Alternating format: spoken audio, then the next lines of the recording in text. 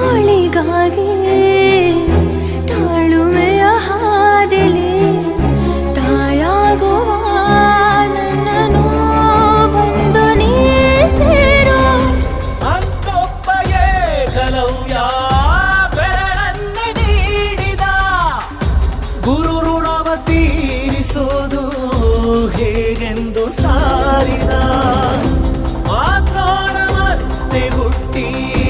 ನಿಮಗಾಗಿ ಬಂದನೋ ಶೋಭಾಯಮಾನ ಬದುಕ ನಿಮಗೆಂದೇ ತಂದನೋ